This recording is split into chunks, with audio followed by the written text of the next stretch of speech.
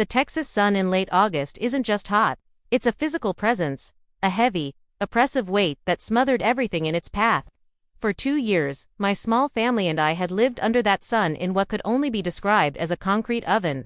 The Creekview apartments were a monument to neglect. The air conditioning was a mythical creature we'd heard rumors of but rarely experienced. Roaches were not just visitors, they were tenants with seniority. We battled mold in the bathroom from chronic flooding and had long since accepted that the constant, low-grade hum of misery was just the soundtrack of our lives. But there was a light at the end of the tunnel. Our lease, that awful, binding contract with this particular circle of hell, was finally, mercifully, coming to an end. We had secured a new place, a clean, functioning apartment with glorious, frosty AC.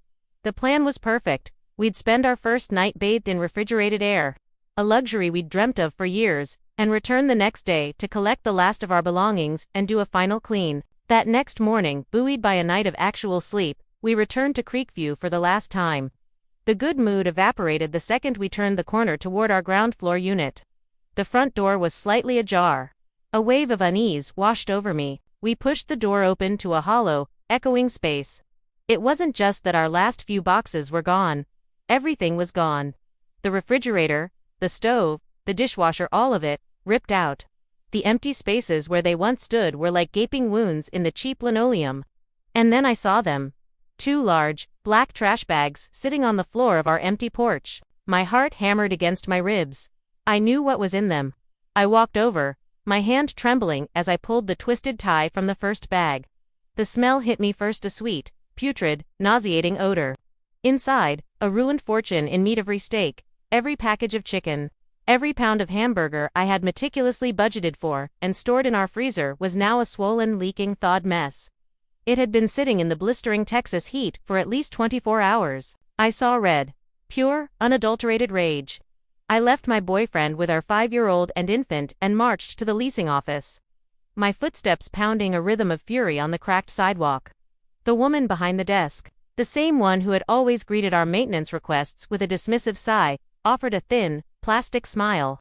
"Oh hi, I thought you were all moved out." "Our lease," I said, my voice dangerously low and steady, "has 5 days left. You stole our appliances and destroyed hundreds of dollars of our food." Her smile didn't even flicker. It was a misunderstanding. "We have a new tenant moving in and we needed those appliances for their unit. We assumed you were finished." She shrugged, a gesture of such profound indifference it was almost impressive. When I demanded compensation for the ruined groceries, she refused outright. There was no apology, no offer to make it right. Just the unshakable confidence of a slumlord who knows they hold all the power. We drove away from the office, seething. The injustice of it burned hotter than the sun. They had violated our home, destroyed our property, and shown zero remorse.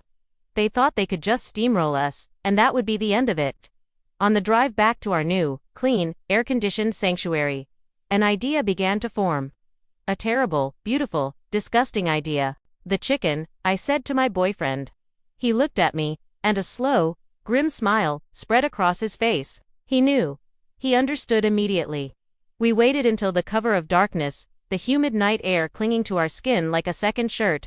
We drove back to Creekview, a single bag of putrefying chicken between us on the seat, the smell already beginning to permeate the car. With the stealth of commandos on a Black Ops mission, we re-entered the empty, silent apartment. We worked quickly and methodically, our actions fueled by a deep and righteous anger. We pried the vents open and tucked packages of spoiled chicken deep into the ducts. We carefully lifted the lids off the toilet tanks and secured Ziploc bags of liquidy, foul-smelling meat behind the mechanisms before sealing them back up. We found a small loose piece of baseboard and created a tiny, putrid time capsule behind it.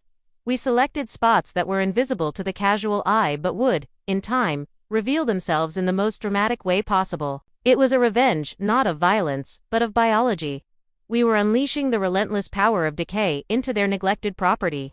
We were giving them a problem no amount of ignoring maintenance requests could fix. A week later, curiosity got the better of us. We had to know. We drove back past the old apartment, not sure what we expected to see. The front door was propped wide open.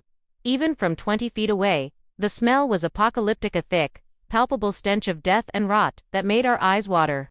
A swirling cloud of flies formed a visible vortex in the doorway. A maintenance man was standing on the sidewalk, simply staring at the open door as if it were the gates of hell itself. He looked utterly defeated. We didn't stop. We just drove slowly past, exchanged a look of silent, profound satisfaction, and never looked back. We never received an invoice for damages. We never got our security deposit back. It was a small price to pay. We knew, with absolute certainty, that the apartment at Creekview, Unit 4B, was uninhabitable. We had taken back our power, one putrid package of chicken at a time. And we slept just fine in our cool, quiet, roach-free new home, knowing the Texas heat was finally working for us, and not against us.